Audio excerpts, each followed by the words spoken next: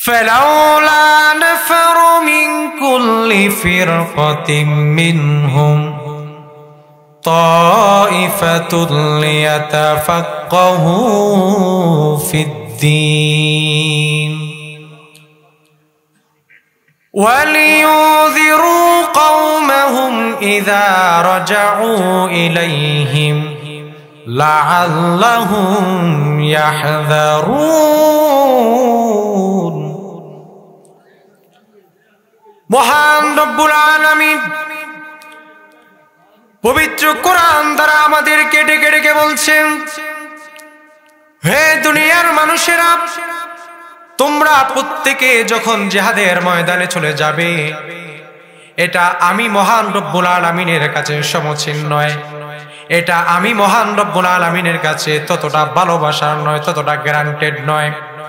আমি রব্বুল আলামিন চাই যখন তোমরা মুসলমানরা জিহাদের ময়দানে দৌড়াইয়া যাইবা, যখন তোমরা জিহাদ করার জন্য মুশরিক কাফির ইহুদিদের বিরুদ্ধে যুদ্ধ করার জন্য তোমরা আগাইয়া যাইবা, যখন তোমরা যুদ্ধ করার জন্য এগিয়ে যাবে, ঠিক তখন এরকম একটি কাফেলা, এরকম একটি দল, এরকম একটি মত থাকা দরকার যারা মানুষকে আল্লাহ এবং তার রাসূলের কথাগুলো শোনাবে। এজন্যই শোনাবে মানুষগুলো যেন পথভ্রষ্ট না হয়ে যায়, মানুষগুলো যেন পথভ্রষ্ট না হয়ে যায়, মানুষগুলো যেন আল্লাহর পথ থেকে সরে না যায়, মানুষগুলো যেন আল্লাহর কথা থেকে সরে না যায়, মানুষগুলো যেন আল্লাহ তাআলার বিধানকে ভুলে না যায়। এজন্য এরকম একটি দল থাকা দরকার ঠিক তখনও যখন প্রত্যেকটা মুসলমানের জন্য জিহাদ ফরজ হয়ে গেছে।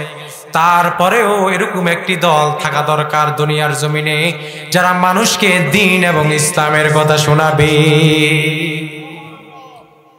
যারা মানুষকে আল্লাহ তাআলার পথে ভয় দেখাবে। এখন আল্লাহর পথে ভয় দেখায় কারা? আল্লাহর পথে ডাকে কারা? চিল্লায় বলেন উলামায়ে কেরাম, ঠিক কিনা? আরো জোরে। আল্লাহর পথে একমাত্র যদি এখনো কেউ নিঃস্বার্থভাবে ডাকে, সেটা হচ্ছে জমিনের নির্গৃহীত নির্যাতিত উলামায়ে কেরাম। তারাই মানুষকে আজ আল্লাহ তাআলার ভয় দেখাচ্ছে, তারাই মানুষকে আজ আল্লাহ তাআলার কথাগুলা বলছে, তারাই মানুষগুলোকে আল্লাহ তাআলার কথাগুলো শোনাচ্ছে। আর যখন মানুষগুলো যদি সবাই মিলে এক উলামায়ে কেরামকে হারিয়ে ফেলে, মানুষগুলো যদি আলেমহীনতায় ভোগে, মানুষগুলো যদি আলেমকে হারিয়ে ফেলে, তাহলে মানুষগুলো দিন দিন গুমরাহির পথে চলে যাবে, ঠিক কিনা? এজন্য এই কোরআনের মার্কাজগুলো উলামায়ে কেরামদেরকে সর্বোচ্চ সহযোগিতা করার প্রয়োজন আছে না নাই? ইলম হচ্ছে দুই প্রকার, ভালো করে বুঝেন। একটা হচ্ছে ফরজে কিফায়া, একটা হচ্ছে কি সামষ্টিকভাবে ইলম দুই প্রকার, আরেকটা হচ্ছে ফরজ। একটা হচ্ছে ফরজে কিফায়া, আরেকটা হচ্ছে ফরজ। সর্বপ্রথম ফরজটা নিয়ে কিছু কথা বলি। রাসূলুল্লাহ সাল্লাল্লাহু আলাইহি ওয়াসাল্লাম হাদিস শরীফের মধ্যে বলেছেন, قال النبي صلى الله عليه وسلم طلب العلم فريضة على كل مسلم। নিশ্চয় প্রত্যেক মুসলমানের উপর দ্বীন ইলম তলব করা কি? চিল্লায়া বলেন। আচ্ছা, এবার আসেন, রাসূল বলেছেন দ্বীন ইলম তলব করা প্রত্যেক মুসলমান নরনারীর উপরে কি? ফরজ। পিছনে জায়গা হচ্ছে না, আমরা একটু সামনে আগায়া বসি, মাঝখানে অনেকগুলো জায়গা খালি আছে, আমরা এগুলো ভরাট করলে পিছনে প্রচুর জায়গা হয়ে যাবে। আসেন সকালে সামনের দিকে চলে আসেন, সামনের দিকে আগান ইনশাআল্লাহ। সম্মানিত উপস্থিতি, যেটা হইলে এখন আপনার প্রশ্ন থাকতে পারে, রাসূল বলেছেন ফরজ, তাহলে আমরা যারা আলেম হতে পারি নাই, আমরা যারা ইলম অর্জন করতে পারি নাই, তাহলে রাসূলের হাদিস অনুযায়ী আমরা কি গুনাহগার হয়ে গেলাম নাকি ফরজ তরক করে ফেললাম নাকি? প্রশ্ন জাগে না? এবার আসেন, যে ইলম আমার এবং আপনার উপর ফরজ হয়ে আছে, সে ইলম হচ্ছে আপনি যদি কৃষক হন, আপনার দৈনন্দিন জীবনে কৃষি কাজ করার ক্ষেত্রে যতগুলা রাসূলের বিধান আছে সবগুলা বিধান মানা আমার এবং আপনার উপর ফরজ। আপনি একজন ব্যবসায়ী খাতে কিভাবে আপনি লাভ করবেন, কিভাবে আপনি ছাড় দিবেন, কিভাবে ব্যবসা করবেন সে সম্পর্কেও রাসূলের বিধান আছে না নাই? কোরআনের বিধান আছে না নাই? হ্যাঁ আছে। আর ইসলাম তো ব্যবসাটাকে এত উপর মর্যাদায় নিয়ে গেছে, এত উপর মর্যাদায় নিয়ে গেছে। আল্লাহ তাআলা নিজেই বলেছেন ওয়া আহাল্লাল্লাহুল বাই'a ওয়া হাররামার রিবা। আল্লাহ রাব্বুল আলামিন নিজেই তো বলেছেন, হ্যাঁ আমি আল্লাহ তাআলা সুদকে হারাম করেছি, ব্যবসাকে আমি রব্বুল আলামিন হালাল করেছি। সুদকে কি করেছি? হারাম করেছি, আর ব্যবসাকে করেছি হালাল। এটা আল্লাহ তাআলা এজন্যই বলেছেন কারণ তৎকালীন সময়ে রাসূল সাল্লাল্লাহু আলাইহি ওয়াসাল্লাম যখন অন্ধকারাচ্ছন্ন পতিত হওয়া সেই মক্কাবাসীকে ডাক দিয়ে বলতেন যে হ্যাঁ তোমরা যে সুদের ব্যবসা করছো, আল্লাহ তাআলার বিধান জারি হয়ে গেছে, এটা সুদ, এটা হারাম, চিরতরে আল্লাহ তাআলা হারাম করে দিয়েছেন, এই ব্যবসা তোমরা করিও না, এই সুদ তোমরা দিও না, খাইও না। তখন তারা বলছে হ্যাঁ সুদ আর ব্যবসার মধ্যে পার্থক্যটা কি? সুদ আর ব্যবসার মধ্যে পার্থক্যটা কি? যখনই তারা রাসূল সাল্লাল্লাহু আলাইহি সাল্লামের কাছে এরকম প্রশ্ন ছড়ে দিয়েছে, তখনই রাসূল সাল্লাল্লাহু আলাইহি সাল্লাম আল্লাহ তাআলার বাণী শুনিয়ে দিয়েছেন, হ্যাঁ নিশ্চয়ই আল্লাহ তাআলা সুদকে হারাম করেছেন, চিরতরে হারাম, আর ব্যবসাকে আল্লাহ তাআলা হালাল করেছেন। এবং এই ব্যবসার বরকত সম্পর্কে রাসূল সাল্লাল্লাহু আলাইহি ওয়াসাল্লাম হাদিস শরীফের মধ্যে উল্লেখ করতে গিয়ে বলেন, আমাদেরকে আল্লাহ তাআলা যে বরকত দিচ্ছেন এই বরকতের 10 ভাগের 9 ভাগ হচ্ছে ব্যবসার মধ্যে, সুবহানাল্লাহ, আর 1 ভাগ বরকত হচ্ছে বাকি দুনিয়াতে যত কাজ আছে। 9 ভাগ বরকত কোথায়? ব্যবসা। তার মানে ইসলাম আমাদেরকে ব্যবসার দিকে উদ্বুদ্ধ করেছে। হ্যাঁ ব্যবসায়ী ভাইয়েরা ব্যবসা করছেন, ব্যবসা সম্পর্কে ইসলামের বিধান কি, ব্যবসা সম্পর্কে আল্লাহর বিধান কি, ব্যবসা সম্পর্কে রাসূলের বিধান কি, এগুলা আপনার জানা, এটা আপনার উপর ফরজ। এবং আপনি বাস্তবিক জীবনে যে যে কাজের মধ্যে নিমজ্জিত আছেন প্রত্যেকে তার সে নিজ নিজ কর্মের উপর ইসলামের জ্ঞান রাখা তার উপর ফরজ। আর যদি সে আল্লাহর বিধানকে প্রত্যাখ্যান করে দেয় রব্বুল আলামিনের পক্ষ থেকে, তখনই তার উপর গজব নাজিল হতে থাকে।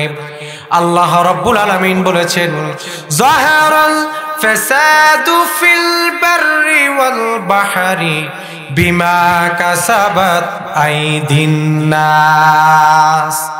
আল্লাহ রব্বুল আলামিন বলেন, জমিনের উপরে আসমানের নিচে তোমরা যত বড় বড় ফাসাদ দেখতেছো, যত দুর্যোগ দেখতেছো, ঘূর্ণিঝড় দেখতেছো, ভূমিকম্প দেখতেছো, করোনা ভাইরাস দেখতেছো, এক কথায় যত গজব দেখতেছো, এগুলা কিছু রব্বুল আলামিন আমি নিজে দিতে চাই নাই, বরং বান্দারা তোমরা নিজের হাতে সেটাকে কামাই করেছো।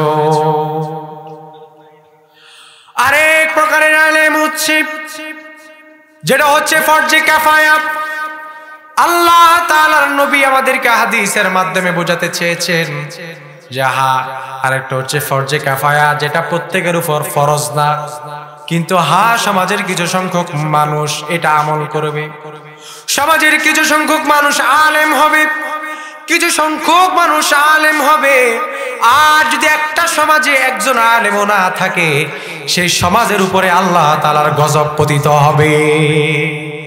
যেমনি ভাবে জানাজার নামাজ এটা ফরজ না, এটা ফরজে কিফায়া, প্রত্যেকে পড়তে হবে, এরকম কোন জরুরত বাধা বাধ্যকতা নাই। সমাজের কিছু সংখ্যক মানুষ যদি জানাজা পড়ে, জানাজার নামাজ কি হয়ে যাবে? আদায় হয়ে যাবে। ঠিক তেমনি ভাবে সমাজের প্রত্যেকে আলেম হতে হবে, এরকম কোন জরুরত নাই, কিন্তু হ্যাঁ কিছু সংখ্যক আলেম হবে। আর যদি কোন সমাজে আলেম নাই, এক সমাজে একটা আলেমও নাই, তাহলে ওই সমাজে কি হবে? গজব পতিত হবে। আল্লাহ তাআলার লানত সে সমাজের উপর লেগেই থাকবে, পতিত হতেই থাকবে। কারণ এই আসমান এবং জমিনে, দুনিয়ার এই জমিনে আল্লাহ তাআলার কাছে সবচেয়ে সম্মানিত ব্যক্তি হচ্ছে তারাই যারা কোরআনের ইলম শিক্ষা গ্রহণ করে এবং শিক্ষা দেয় তথা তালাবায়ে ইলম এবং তাদের আসাতিজায়ে কেরাম, তাদের শিক্ষকগণ, তাদের ওস্তাদগণ। সম্মানিত উপস্থিতি, আর এই যে কিছু সংখ্যক ব্যক্তি আলেম হবে, এই আলেমদেরকে সমাজের প্রত্যেকটা মানুষ তাদেরকে ভালোবাসা, তাদেরকে প্রত্যেকটা কাজে আগায়া দেওয়া, তাদেরকে প্রত্যেকটা কাজে সহযোগিতা করা, এটা হচ্ছে সমাজের প্রত্যেকটা মানুষের উপর ফরজ। সমাজের প্রত্যেকটা মানুষের উপর কি ফরজ। সম্মানিত উপস্থিতি, আজকের এই সময়ে আমরা এসে দেখতে পাচ্ছি যাহা আজ আমাদের সমাজ আজ বিচ্ছিন্ন হয়ে গেছে। সমাজের কিছু সংখ্যক মানুষ এই দল, সমাজের কিছু সংখ্যক মানুষ ওই দল, সমাজের কিছু সংখ্যক মানুষ এটার বিরোধী, আবার এটার পক্ষে। এক কথায় এক ফিতনা ফাসাদের জমানায় বসবাস করছি। একদিকে কোরআনের মাহফিল, অন্যদিকে কনসার্ট, একদিকে নামাজ, অন্যদিকে বাজার। এভাবে যখন সমাজটা আজ বিচ্ছিন্ন হয়ে গেছে, তার কারণ একটাই, মানুষগুলো আল্লাহর ভয়কে ভুলে গেছে, মানুষগুলো আল্লাহর ভয়টাকে অন্তর থেকে সরিয়ে দিয়েছে। মানুষগুলোর অন্তরে আজ আল্লাহ তাআলার ভয় নাই, মানুষগুলোর অন্তর থেকে আজ আল্লাহ তাআলার ভয় কেমন জানি চলে গেছে।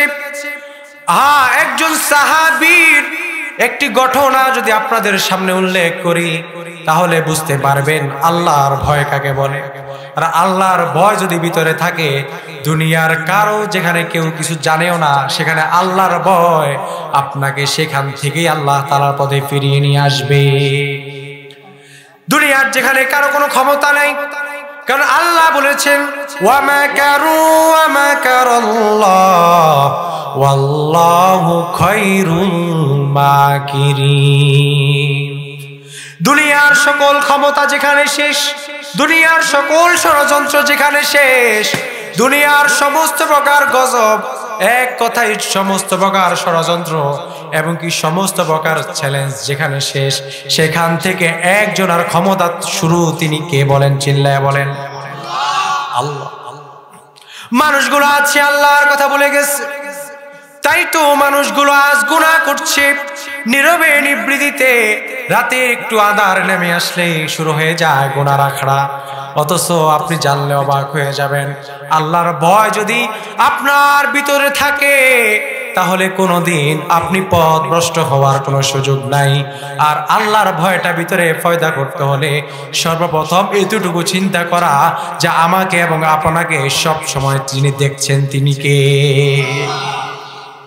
এই ভয়টা ভিতরে নিয়ে থাকবেন। ঠিক তেমনি ভাবে একজন সৎ ব্যবসায়ী যিনি ব্যবসা বাণিজ্য করেন, ব্যবসা বাণিজ্য করতে করতে আল্লাহর বান্দার মনের ভিতরে একটু ইচ্ছা জাগলো, আরে কত তো ব্যবসা করলাম, ব্যবসা করতে করতে কতটা বছরই তো পার করলাম, ব্যবসা করতে করতে কতটা দিন পার করলাম, আজ আল্লাহ তাআলার কাবা ঘরটা একটু দেখতে পারলাম না, এবং কি মদিনাতুল মুনাওয়ারায় গিয়ে আমার হাবিব মুহাম্মদুর রাসূলুল্লাহ সাল্লাল্লাহু আলাইহি ওয়াসাল্লামের রওজা মুবারকে গিয়ে একটু সালাম পেশ করতে পারলাম না। মনের মধ্যে আল্লাহর বান্দার এরকম একটা আক্ষেপ জেগে উঠেছে। আল্লাহর বান্দা ফুজি ফাট্টা নিয়ে কোন রকম পাইকারি বাজারে যাবে, পাইকারি মাল ক্রয় করবে, সেটা আবার খুচরা বাজারে বিক্রি করবে। তা আল্লাহর বান্দার অন্তরের মধ্যে রাসূলের ভালোবাসা জেগে উঠেছে।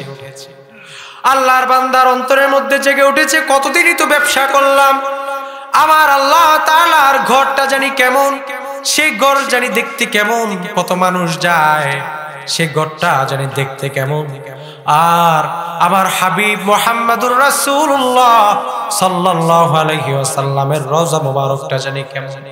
যে নবী আমার দিনের পর দিন, জীবনের পর জীবন, যে নবী আমার এক একটি সময়ের পর সময় তিনি আমাদের জন্য ব্যয় করেছেন, নিজের শরীরের প্রত্যেকটি রক্তের ফোঁটা যিনি আমাদের জন্য জড়িয়েছেন, সেই নবী আমার তিনি রওজা মুবারকে শুয়ে আছেন।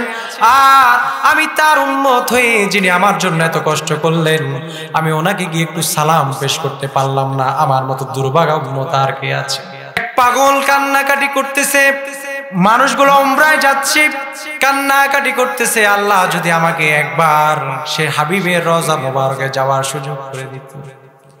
আহারে আল্লাহ তাআলা ওই পাগলকে আশরাফ আলী থানভী রাহমাতুল্লাহি আলাইহি তার কিতাবের মধ্যে উল্লেখ করলেন, আল্লাহ তাআলা ওই পাগলকে সুস্থ করাইয়া তারপর এমন অর্থ সম্পদের মালিক বানাইয়া দিয়েছেন যে সেই পাগল আল্লাহ নবীর রওজা জিয়ারত করার সুযোগ তার হয়ে গেছে।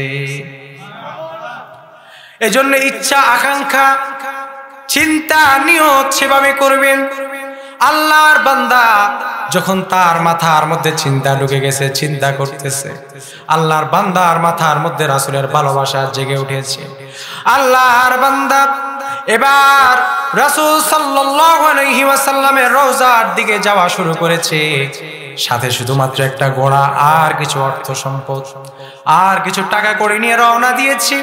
দিতে দিতে আল্লাহর বান্দা মদিনার শহরে যখন উপস্থিত হয়েছে, হাজির হয়েছে, আল্লাহর বান্দা ক্লান্ত হয়ে গেছে, আল্লাহর বান্দার ক্লান্ত শরীর। আল্লাহর বান্দা ঘোড়াটাকে এক পাশে রেখে আল্লাহর বান্দা কিছুটা সময়ের জন্য ঘুমিয়ে গেছে। আল্লাহর বান্দা ঘুমাতে ঘুমাতে যখন বিকেল হলো, দুপুর গড়িয়ে বিকেল হয়ে গেল, এমনটা সময় সূর্যটার আলোটা যখন এক পাশে পশ্চিমমুখী হয়ে আল্লাহর বান্দার চোখের মধ্যে কিরণ পড়লো, সূর্যের আলোটা পড়লো, এবার আল্লাহর বান্দা ঘুম থেকে চমকে উঠলো। আল্লাহর বান্দা উঠে দেখে তার একমাত্র সফর সঙ্গী, যে ঘোড়াটাকে সে তার সফর সঙ্গী হিসাবে নিয়ে এসেছে, সেটা তার নিজ জায়গায় নাই, যে আর সাথে সে বেঁধে রেখেছে সে জায়গার মধ্যে নাই। খোঁজাখুঁজি শুরু করে দিয়েছে, তার ঘোড়াটা জানি কই। খুঁজতে খুঁজতে বাগানের এক কোনায় দেখে এক বৃদ্ধ মানুষ দাঁড়িয়ে আছে আর বলতেছে, হে আমার ভাই, হে যুবক, এই ঘোড়াটা কার? বলে, হ্যাঁ এটা আমার। বলে, ঘোড়াটা ছুটে গিয়ে আমার খেজুরের বীজ আমি মাত্র রোপণ করেছি, ছোট ছোট গাছ উঠছে, এরকম সময় মাত্র বীজগুলা উঠতেছে। কৃষকদের সবচেয়ে আনন্দঘন মুহূর্ত তখন যখন তারা বীজকে জমিনের মধ্যে প্রেরণ করে, আর এরকম সময় যখন ছোট ছোট গাছগুলা উঠে, তখন কৃষকদের এক আবেগময় পরিস্থিতি কাজ করে, অন্তরের মধ্যে এক অন্যরকম প্রশান্তি কাজ করে। ওই বৃদ্ধ ডাক দিয়ে বলে, তোমার ঘোড়াটা ছুটে এসে আমার এই বাগানটাকে নষ্ট করে ফেলেছে, আমার এই বাগানটাকে যত্রতত্র ভাবে নষ্ট করেছে, ছোট ছোট চারা মাত্র উঠেছে, সবগুলাকে ভেঙে চূর্ণ বিচূর্ণ করে দিয়েছে। তাই আমি সহ্য করতে পারি নাই, তাকে আঘাত করতে করতে তার মাথার মধ্যে আঘাত লেগে গেছে, সে দুনিয়া থেকে চলে গেছে। যুবক চিন্তা করছে, আমার একমাত্র সফর সঙ্গী, আমার একমাত্র সঙ্গী ঘোড়া, যুবকের ভালোবাসা, আবেগ যা কিছু আছে সবকিছুই তো ঘোড়াটা। যুবক কষ্ট পেয়ে এবার ওই বৃদ্ধর উপরে চড়াও হয়ে গেল। বৃদ্ধকে মারতে মারতে এক পর্যায়ে বৃদ্ধকেও খুন করে ফেলেছে। কিন্তু যুবকের মাথায় চলে এসেছে, হায় হায়, আমি আশিক রাসূল হতে গিয়ে আজ আমি খুনের আসামি হয়ে গেলাম। এবার তিনি কি করবেন? যুবক দাঁড়িয়ে আছে। হ্যাঁ, এই যুবকের, এই বৃদ্ধার যদি কোনো ওয়ারিসগণ দুনিয়ার জমিনে বেঁচে থাকে, তাহলে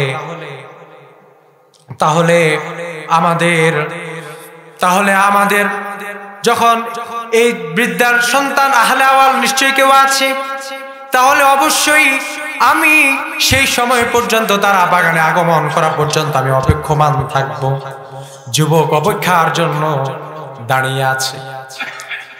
দাঁড়িয়ে থাকতে থাকতে এমন সময় হঠাৎ দুই যুবক আগমন করেছে। তারা তার বাবাকে খুঁজতেছে। খুঁজতে গিয়ে দেখে তার বাবা নিথর দেহ পড়ে আছে, অন্যদিকে একটা মৃত ঘোড়া পড়ে আছে, দুইটা দুই পাশে, আর মাঝখানে একটা যুবক দাঁড়িয়ে আছে। ডাক দিয়ে বলা হলো, যুবক তুমি কেন দাঁড়িয়ে আছো? যুবক ডাক দিয়ে বলে, দেখো আমি প্রায় 350 কিলোমিটার পথ একটি ঘোড়াকে দৌড়ায়া দৌড়ায়া এই পর্যন্ত নিয়ে আসলাম। ব্যবসার কাজে বাহির হলাম, এখন ব্যবসার কাজের জন্য বাহির হলাম, ব্যবসায় যাব, কিন্তু কি নিয়তির খেলা, এই বৃদ্ধ লোক আমার এই ঘোড়াটাকে হত্যা করে ফেললো, খুন করে ফেললো। তাই আমি ওই বৃদ্ধার উপরে কিছু ছড়াও হয়ে গেলাম, রাগের মাথায় সহ্য করতে পারলাম না, কন্ট্রোল করতে পারলাম না। আমিও বৃদ্ধাকে আঘাত করলাম, বৃদ্ধাও এক পর্যায়ে দুনিয়া থেকে চলে গেছে। আহারে বৃদ্ধার দুই সন্তান ডাক দেয়া বলে, হ্যাঁ তুমি খুন করেছো, আর ইসলামের বিধান হচ্ছে খুনের বদলে খুন, কানের বদলে কান, হাতের বদলে হাত, হত্যার বদলে হত্যা। কথা বলেন ঠিক কিনা? আজকে যদি এই দুনিয়ার জমিনে, এই জমিনে যদি এই আইন বাস্তবায়ন থাকতো, আল্লাহর কোরআনের এই আইন যদি থাকতো, তাহলে বলুন তো একজন আরেকজনকে নিরপরাধ ব্যক্তিকে খুন করার সাহস পেত নাকি? কোনদিন পেত না। আল্লাহ তাআলা বলেছেন, মান কাতালা নাফসান বিগাইরি নাফসিন আও ফাসাদিন ফিল আরদ ফাকান্নামা কাতালান নাস জামিআ। কোন ব্যক্তি যদি একজন ব্যক্তিকে হত্যা করলো, নিরপরাধ ব্যক্তিকে, যদি নিরপরাধ ব্যক্তিকে কেউ হত্যা করলো, আল্লাহ তাআলা কোরআন আল কারীম দ্বারা বলেন, সে যেন একজন ব্যক্তিকে হত্যা করলো না, সে যেন বরং গোটা জাহানের প্রত্যেকটা মানুষকে হত্যা করেছে।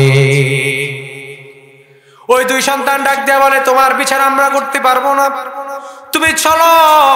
তখন খেলাফতের আমলে, তখন রাষ্ট্রপ্রধান ছিলেন সাইয়্যিদিনা হযরত ওমর ফারুক রাদিয়াল্লাহু তাআলা আনহু। চিল্লায়া বলেন আল্লাহু আকবার। হ্যাঁ, হযরত ওমর ফারুক রাদিয়াল্লাহু তাআলা আনহুর কাছে বিচার আসলো। কি সোনালী যুগ, কি সুন্দর সিস্টেম! বিচার কার্যালয়ে বাদীও হাজির, বিবাদীও হাজির, আসামিও হাজির, যিনি বিচার দিবে বাদী তিনিও হাজির। কি সুন্দর সোনালী যুগ, সোনালী রাষ্ট্র, সোনালী রাষ্ট্র ব্যবস্থা ছিল তখন। আর এখনকার আসামিরা ফালাইতে ফালাইতে গোটা দেশ ছাড়া। কিন্তু দেখেন তখনকার আসামিরা দাঁড়িয়ে আছে, আমি খুন করে ফেলেছি রাগের মাথায়, কিন্তু হ্যাঁ হয়তো দুনিয়ার জমিন থেকে পালায়া পালায়া থাকতে পারি, কিন্তু আল্লাহর পথ থেকে তো আমি আল্লাহর চক্ষু আড়াল থেকে, আল্লাহ তাআলার পথ থেকে, আল্লাহ তাআলার কুদরতের নজর থেকে তো পলায়ন করার কোনো সুযোগ না। আল্লাহর বান্দা দাঁড়িয়ে আছে, সাইয়্যিদিনা ওমর ফারুক রাদিয়াল্লাহু তাআলা আনহু, তিনার কাছে বিচার চলে এসেছে। বিচার চলে আসার পরে এবার তিনার সামনে হাজির, সব কথা তিনি শুনলেন। শোনার পরে সাইয়্যিদিনা ওমর ফারুক রাদিয়াল্লাহু তাআলা আনহু ডাক দেয়া বলে, যুবক, আমি জানি তুমি প্রায় 350 কিলোমিটার পাড়ি দিয়ে তুমি মদিনা শরীফে এসেছো। তুমি এসেছো একজন আশিকে রাসূল হওয়ার জন্য, কিন্তু তোমার নিয়তির কি খেলা, তুমি আজ ফাঁসির আসামি হয়ে গেছো, মৃত্যুদণ্ড প্রাপ্ত একজন আসামি হয়ে গেছো।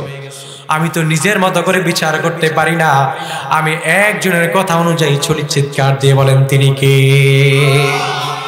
কারণ আল্লাহ তাআলা বলেছেন, কুলিল্লাহুম্মা মালিকাল মুলকি তুতিল মুলকা মান তাশা ওয়া তানজিউল মুলকা মিম্মান তাশা ওয়া তুইজ্জু মান তাশা ওয়া তুযিল্লু মান তাশা। আল্লাহ বলেছেন, আমি চাইতো কাউকে ক্ষমতা দিই। আল্লাহ বলেছেন, আমি চাইতো কাউকে ক্ষমতার আসনে বসাই। আল্লাহ বলেছেন, আমি চাইতো কোনো বান্দাকে আমি সম্মানিত করি। আবার আল্লাহর বান্দা যখন ক্ষমতায় বসার পরে, আল্লাহর বান্দা যখন তার কাঙ্ক্ষিত অবস্থানে পৌঁছানোর পরে, আল্লাহর বান্দা যখন তার পথ এবং মতকে ভুলে যায়, আমি ঠিক ওই বান্দাকে আবার লাঞ্ছিত করি, সেই ক্ষমতাচ্যুত করি। এজন্যই তো আল্লাহ তাআলা বলেছেন, বান্দারে ভয় করো আমাকে, একমাত্র আমাকে ভয় করে যদি চলো, তাহলে তোমার দুনিয়া এবং আখিরাত উভয়টাই সুন্দর করে দিবেন কে? দেখেন কেমন সোনালী যুগ। ওমর ফারুক রাদিয়াল্লাহু তাআলা আনহু ডাক দিয়ে বলছে, দেখো যুবক, আমি জানি তুমি পাক্কা আশিকে রাসূল, তুমি আশিকে রাসূল, তুমি রাসূলের আশিকে, রাসূলের প্রেমে আবদ্ধ হয়ে তুমি আজ প্রায় 350 কিলোমিটার ঘোড়া দৌড় দিয়ে তুমি মদিনাতে এসেছো। কিন্তু হ্যাঁ, কি করব, আমি তো আল্লাহর কাছে বাঁধা, আমি তো একজনের গোলাম, আমি তো সে আল্লাহর গোলাম, আমি আমার মতো করে বিচার করতে পারি না। কোরআন বলেছে, কতল যদি তুমি করো, তুমি যদি কাউকে হত্যা করো, ঠিক হত্যার বদলে কোরআন আমাকে ফয়সালা করে দিয়েছেন হত্যা। অতএব তুমি খুন করেছো, ঠিক সেই ফয়সালা অনুযায়ী আজ তোমাকেও খুন করা হবে, তোমাকেও আজ পাশের কাঠগড়ায় দাঁড়াতে হবে। যুবক ডাক দেয়া বলে, হুজুর বিচার করবেন, কিন্তু তার আগে আপনার কাছে আমার একটি চাওয়া। আমার কাছে একজন ব্যক্তি, এক ইহুদি, সে আমার কাছে কিছু টাকা পাবে। আমি ব্যবসায়িক কিছু লেনদেন তার সাথে আছে, কিছু টাকা সে আমার কাছে পাবে। হে মুসলমানদের খলিফা ওমর, আমি জানি আপনার দরবার থেকে আমি ছাড় পাবো না, আমি জানি আপনার দরবার থেকে আপনি আমাকে ছাড়বেন না, কিন্তু একজন ইহুদি আমার থেকে টাকা পাবে। আমি যদি তার লেনদেন গুলো ক্লিয়ার না করি, সে সারা জীবন বলবে, দেখ মুসলমানরা লেনদেন করে কিন্তু টাকা নেওয়ার সময় নেয়, কিন্তু ঋণগুলো আর পরিশোধ করে না, সারা জীবন বদনাম করবে। হে মুসলমানদের খলিফা, একটু কি সুযোগ দেওয়া যাবে কি? আমি ওই ইহুদির কাছে যাব আর ওই টাকাগুলা পরিশোধ করে আমি চলে আসব। ওমরে ফারুক রাদিয়াল্লাহু তাআলা আনহু কিছু সময়ের জন্য চিন্তিত হয়ে গেলেন। চিন্তিত হয়ে গিয়ে বললেন, যুবক, আমি জানি তুমি পাক্কা আশিকে রাসূল, কিন্তু বিচার করার ক্ষেত্রে দেরি করতে পারি না, কারণ যেখানে কোরআন আছে সেখানে দেরি চলে নাকি? কোরআনের বিচার যদি যেখানে আছে, রায় যেখানে আছে, সেখানে যদি আবার দেরি করি, তাহলে মুসাফাহার মধ্যে হাদিয়া লেনদেন হতে পারে কিনা? সকালে এক কথা, বিকালে আরেক কথা, বদলায় যায় না? অন্ধকারে তাহাজ্জুদের সময় সাক্ষাৎ হতে পারে, কিন্তু কোরআনের বিচার এটা দেরি করার সুযোগ নাই। যুবক, তুমি যদি তোমার জামিনদার হিসেবে কাউকে বানায় দিয়া যাইতে পারো, তাহলে হয়তো তোমার বদলে আমি তাকে আমার কাছে আবদ্ধ রাখবো, তোমার বদলে আমি তাকে বন্দি রাখবো, একটা নির্দিষ্ট সময় বেঁধে দেওয়া হবে। তুমি যদি সেই সময়ের মধ্যে উপস্থিত না হতে পারো, তাহলে ওই ব্যক্তিকে খুন করা হবে, তোমার বদলে ওই ব্যক্তিকে মৃত্যুদণ্ড পেতে হবে, মৃত্যু কারাগারে, অথবা তাকে মৃত্যুদণ্ড তাকে পেতে হবে, সেই দণ্ডবানে সে দণ্ডবান হবে, তাকে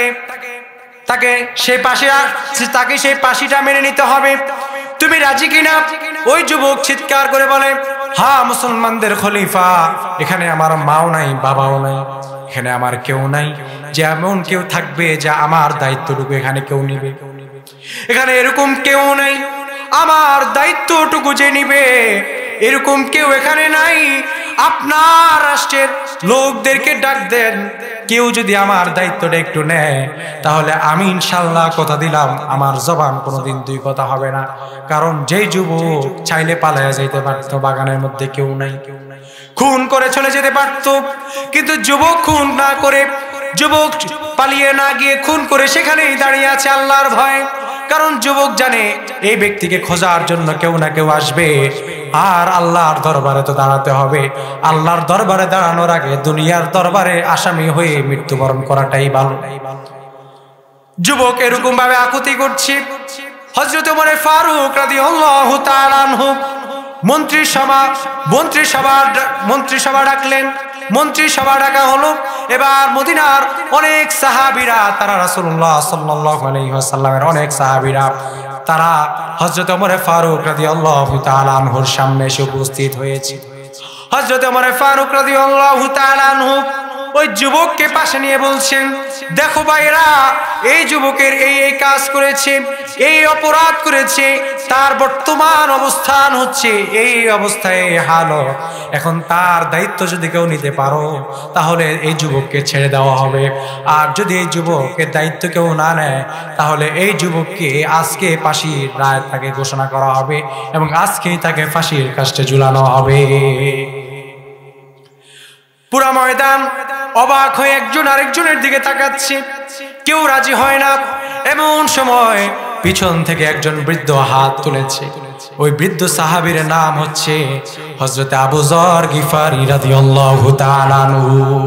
চিল্লায়ে বলেন আল্লাহু আকবার। একজন রাসূলের খাদেম, খাদেমে রাসূল, এত বড় একজন সাহাবী হাত তুলে বলে, আমি এই যুবকের দায়িত্ব নিলাম, এই যুবককে ছুটি দেওয়া হোক। যুবক যদি নির্দিষ্ট সময়ের মধ্যে না আসতে পারে, তাহলে আমি ফাঁসির রশিকে কোনো অজুহাত ছাড়া আমি মেনে নিতে রাজি আছি। আল্লাহ, খাদেমে রাসূল যখন রাজি হয়ে গেল, হাত তুলল। বৃদ্ধ মানুষ আস্তে আস্তে কারগড়ার দিকে হাজির, আর পুরো ময়দানটা কান্নায় ভরে গেছে। কারণ মানুষগুলো চিন্তা করতেছে এই যুবক হতে পারে, এটা একটা পলিটিক্স হতে পারে তার, কারণ সে ভালো মানুষ সাজার জন্য হতে পারে, সে পালায়া যায় নাই।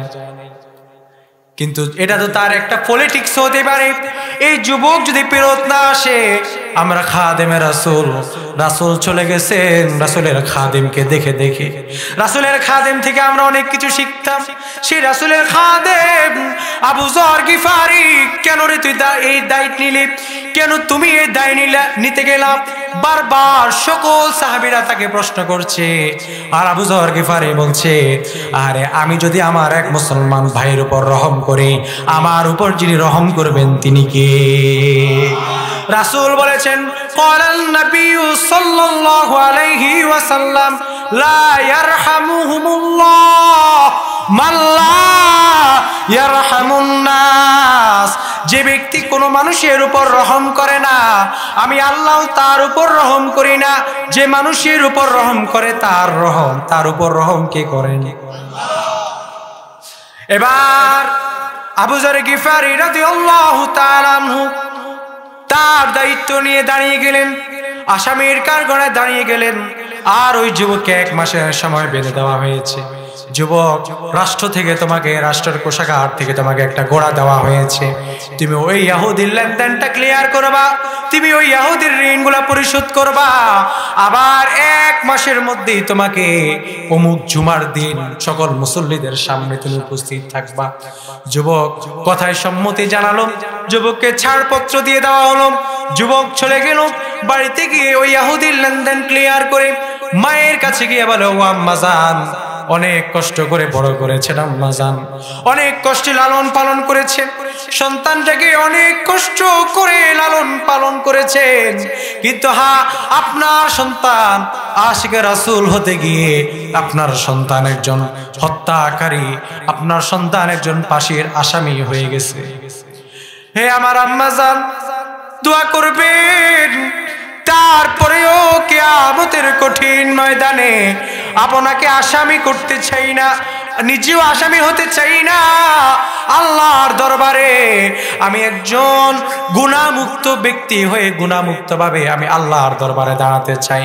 ও আম্মা জান, মাফ করবেন, যদি কোনোদিন আল্লাহ হায়াতে বাঁচায় রাখে সাক্ষাৎ হবে, কিন্তু যেহেতু মৃত্যুদণ্ডের রায় হয়ে গেছে, যেহেতু আমার মৃত্যুদণ্ডের রায় রাষ্ট্রীয়ভাবে ঘোষণা হয়ে গেছে, আর অমর ক্ষমতা আছে, এখন তিনি যেটা রায় দিবেন সে রায় সরানোর কোনো সুযোগ নাই, সে রায় কোনোভাবেই লড়বে না, ছড়বে না। হে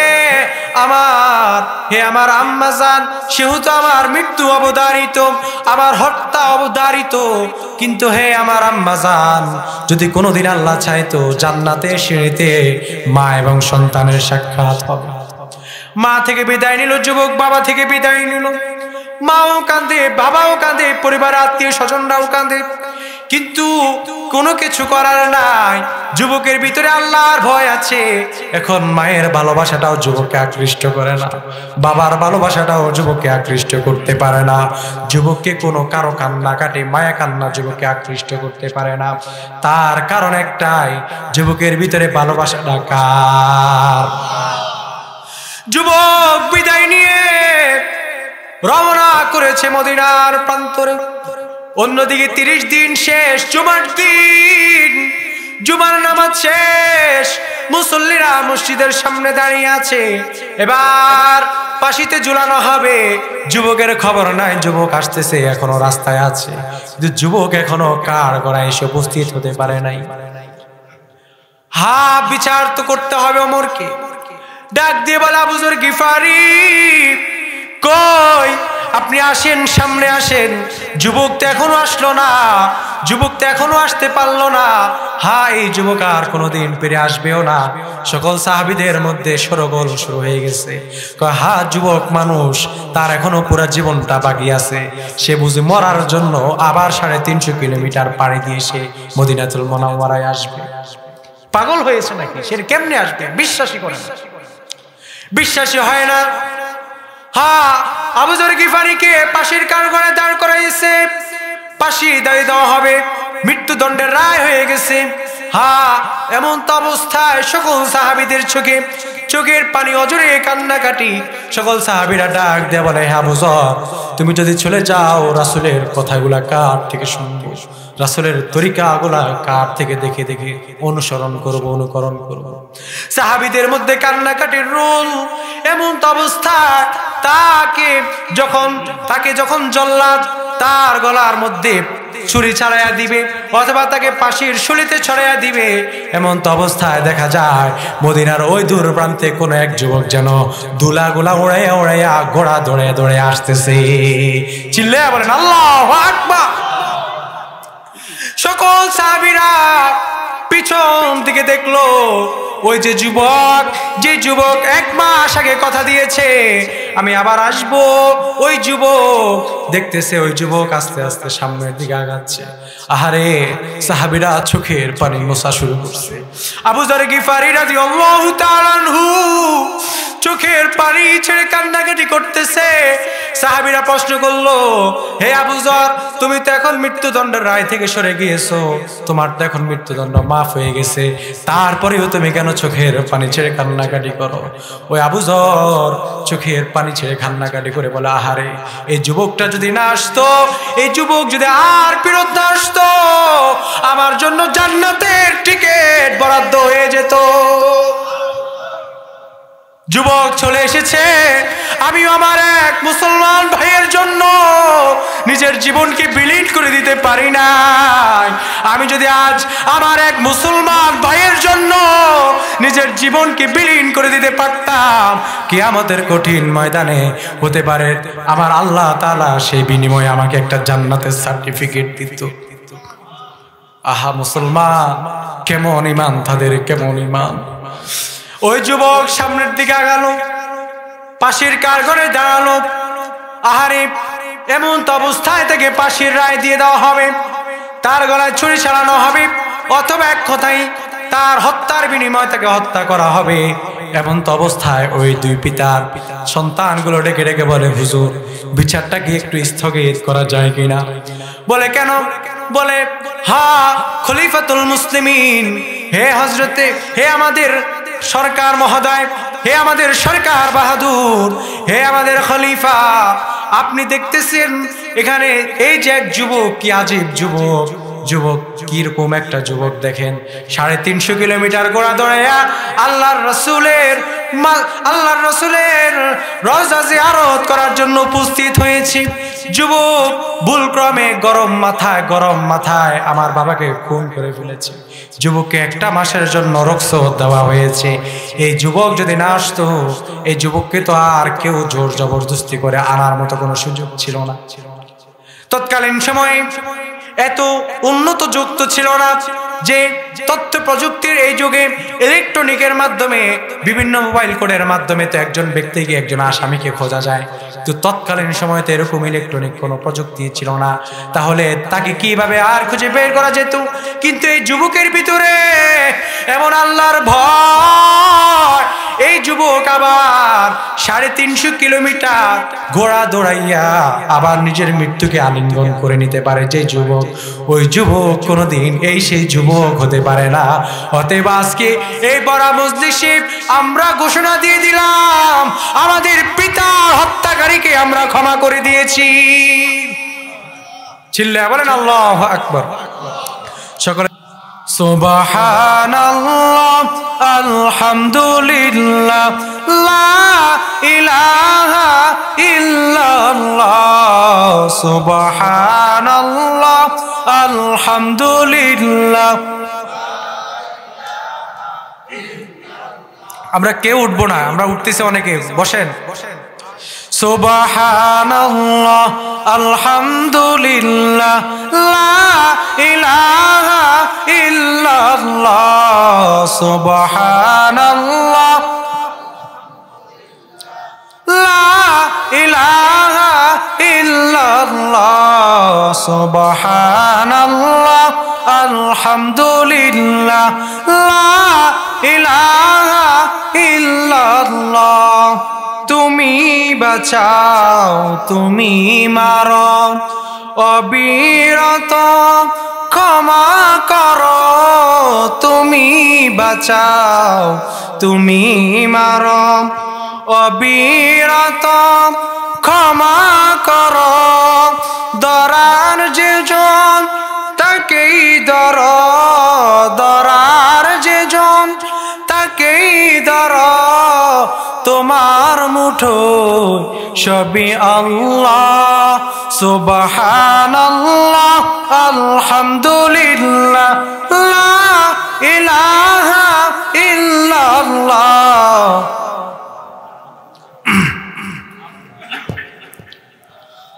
লা ইলাহা ইল্লাল্লাহ সুবহানাল্লাহ।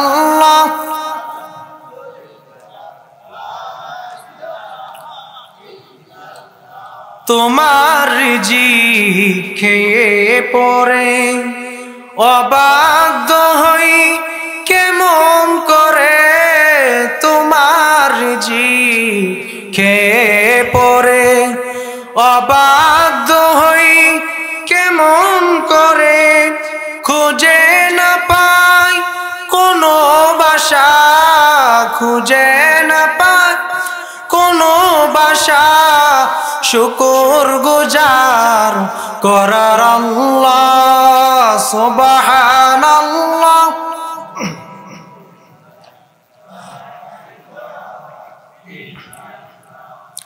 সুবহানাল্লাহ আলহামদুলিল্লাহ লা ইলাহা ইল্লাল্লাহ।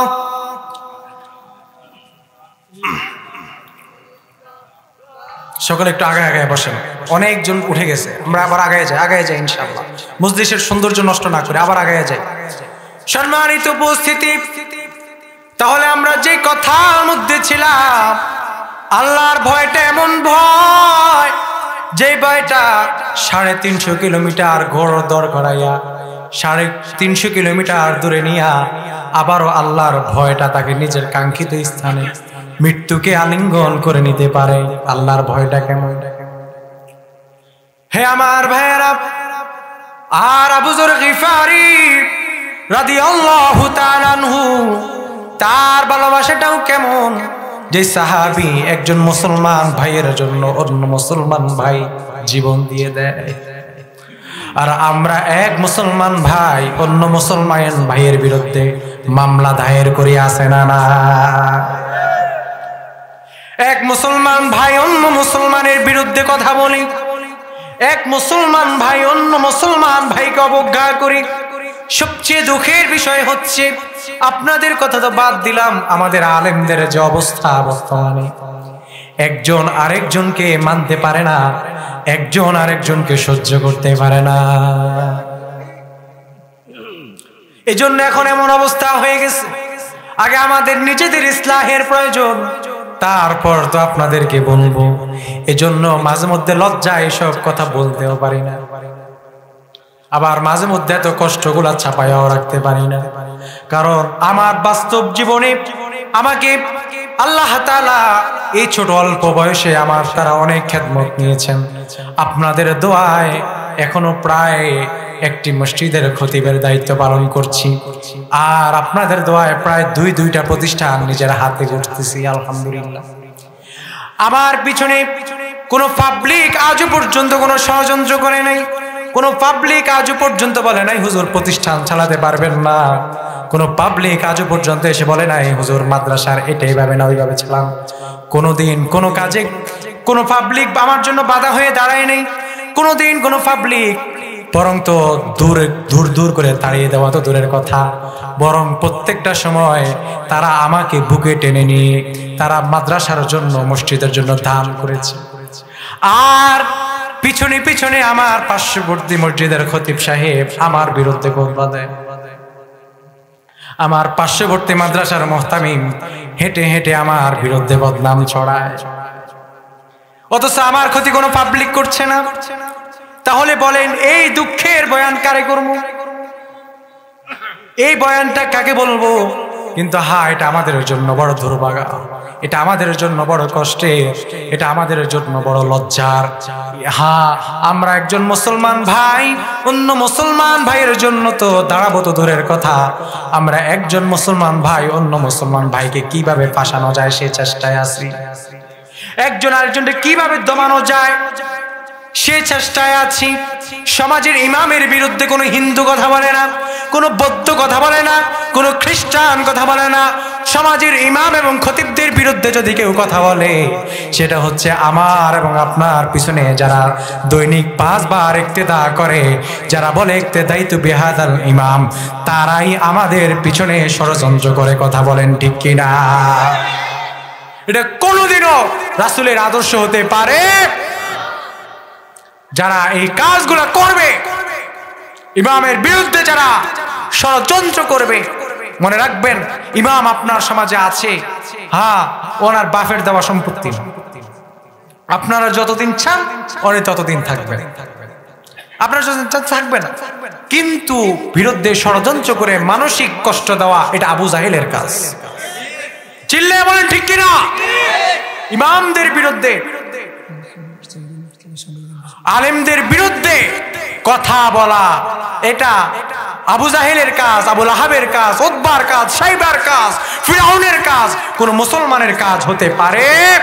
আলেমদেরকে সহযোগিতা করবে, মুসলমান আলেমদের সাথে থাকবে, মুসলমান আলেমদেরকে দ্বীন ইসলাম প্রচারের ক্ষেত্রে সহযোগিতা করবে। সম্মানিত উপস্থিতি, আল্লাহর ভয় এটা এমন একটি সম্পদ, দ্বীন এবং ইসলামকে আমরা পূর্ণরূপে, আমরা যদি দ্বীন এবং ইসলামের খেদমত, আমি যেটা শুরুতেই বললাম, যা আজকের মুসলমানের এই দুঃসময়ের কারণ একটাই, মুসলমানরা দ্বীন এবং ইসলামের পথ থেকে সরে গিয়েছে, মুসলমানরা আল্লাহর পথ থেকে দূরে সরে গিয়েছে। কথা বলেন ঠিক কিনা? আল্লাহর ভয় তাদের ভিতরে নাই, আল্লাহর ভয় তাদের ভিতরে বিন্দু পরিমাণ নাই। কিয়ামতের কঠিন ময়দানে আল্লাহর দরবারে যে দাঁড়াতে হবে, সেইটুকু চিন্তাধারা তাদের মধ্যে না। হযরতে ফাতেমাতুজ জাহরা রাদিয়াল্লাহু তাআলা আনহা, দেখেন সাহাবায়ে কেরামের ঈমান কেমন ছিল, সাহাবায়ে কেরামের আদর্শ আমাদের জন্য কেমন। দেখেন অসুস্থ শরীর হযরত আলী রাদিয়াল্লাহু তাআলা আনহুকে বলছেন, স্বামী আমার, আপনি বাজারের দিকে যাচ্ছেন, আসার সময় আমার জন্য কিছু ফল নিয়ে আসবেন। হযরত আলী রাদিয়াল্লাহু তাআলা আনহু বাজারে গিয়ে একটা আনার ফল পেয়েছেন। কয়টা? একটা। এটা নিয়ে তিনি বাড়ির দিকে ফিরছেন। ঘরের মধ্যে অসুস্থ স্ত্রী, এই আনারটা নিয়ে তিনি বাড়ির দিকে ফিরছেন। এমন তো অবস্থায় একজন বৃদ্ধ মানুষ, অসুস্থ শরীর, ভিক্ষুক হাত পেতে বলে, আল্লাহ কারীম, আমাকে ভিক্ষা দাও, আমি অসুস্থ শরীর, যদি তোমার কাছে ফল থাকে তুমি আমাকে দাও। হযরত আলী রাদিয়াল্লাহু তাআলা আনহু চিন্তা করছে, ঘরের মধ্যে ওয়াইফ অসুস্থ, ফলটা নিয়ে যাচ্ছি স্ত্রীর জন্য, এমন তো অবস্থায় তুমি চাইছো, তো তুমি এই ফলের অর্ধেকটা খাও, আর বাকি অর্ধেকটা আমি আমার স্ত্রীর জন্য নিয়ে যাব। সুবহানাল্লাহ। ভিক্ষুক অর্ধেক খাইলো। ভিক্ষুক আবার হযরত আলী রাদিয়াল্লাহু তাআলা আনহুকে ডেকে বলছেন, হ্যাঁ, আমি অর্ধেক খেয়েছি, বাকি অর্ধেকটাও আমার খেতে মন চায়। হযরত আলী রাদিয়াল্লাহু তাআলা আনহু মিষ্টি সুরে হাসি দিয়ে বলল, ঠিক আছে, তুমি খেয়ে ফেলো। এখন ভিক্ষুককে দান করে দিয়ে বাড়ির দিকে ফিরছেন লজ্জায়। স্ত্রী কি না কি জিজ্ঞেস করে, নিতে পারলাম না। বাড়ির দিকে যাওয়ার পরে দরজার সামনে কড়া নাড়তে না নাড়তে হযরত ফাতেমাতুজ জাহরা রাদিয়াল্লাহু তাআলা আনহা তিনি দরজা খুলে দিলেন। দরজা খুলে দিয়ে বলছেন, হে আমার প্রাণের স্বামী, হ্যাঁ, আপনি বাজারে গিয়েছেন, আপনি মনে হয় কোনো ফল পান নাই, বা আপনি মনে হয় আমি যেটা আনতে বলেছি সেটা আনতে পারেন নাই, ব্যর্থ, যার কারণে দরজার সামনে এসে দাঁড়িয়ে আছেন, লজ্জায় ডাক দিচ্ছেন না। হযরতে আলী রাদিয়াল্লাহু তাআলা আনহু ডাক দিয়ে বলে, হে আমার প্রাণের স্ত্রী, পেয়েছি ঠিক, কিন্তু রাস্তার মধ্যে এক ভিক্ষুককে ভিক্ষা দিয়েছি। হযরতে ফাতেমাতুজ জাহরা রাদিয়াল্লাহু তাআলা আনহা চিৎকার দিয়ে বলে, হ্যাঁ, এজন্যই তো আল্লাহ তাআলা আমাকে পরিপূর্ণ সুস্থ করে দিয়েছে। সুবহানাল্লাহ। হযরত আলী রাদিয়াল্লাহু তাআলা আলহামদুলিল্লাহ পরে শুকরিয়া আদায় করে ঘরের মধ্যে প্রবেশ করেছে। ঘরের মধ্যে প্রবেশ করার পর ঘরের দরজা কিছুক্ষণ পরে কড়া নাড়ল। কড়া নাড়ার পরে হযরত সালমান ফার্সি রাদিয়াল্লাহু তাআলা তিনি কড়া নাড়লেন। আর কড়া নাড়ার পরে দরজা খোলার পরে হযরত আলী রাদিয়াল্লাহু তাআলা দেখছেন হযরত সালমান ফার্সির হাতে একটা কুঠরি দেখা যায়, একটা ব্যাগ দেখা যায়। হযরত আলী চিৎকার দিয়ে বলছেন, ব্যাগের মধ্যে কি? ওই সালমান ফার্সি রাদিয়াল্লাহু তাআলা তার জবাবে বলে, ব্যাগের মধ্যে কিছু আনার তোমার জন্য আমার রাসূল হাদিয়া পাঠিয়েছে। সুবহানাল্লাহ, তোমার জন্য কিছু আনার রাসূল সাল্লাল্লাহু আলাইহি সাল্লামের দরবার থেকে হাদিয়া আসছে। সুবহানাল্লাহ। হযরত আলী রাদিয়াল্লাহু তাআলা ডাক দিয়ে বলে, এটা কেমন কথা? কে হাদিয়া দিয়েছে রাসূলকে? বলে, কোথা থেকে জানি একজন সুন্দর সুপুরুষ একটা যুবক এসে, সুন্দর চেহারার একজন যুবক এসে রাসূল সাল্লাল্লাহু আলাইহি সাল্লামকে অনেকগুলা আনার হাদিয়া দিয়ে গেছে। আর রাসূল সাল্লাল্লাহু আলাইহি ওয়াসাল্লাম তোমার জন্য এই আনারগুলা ভাগ করে তোমার জন্য পাঠিয়েছে।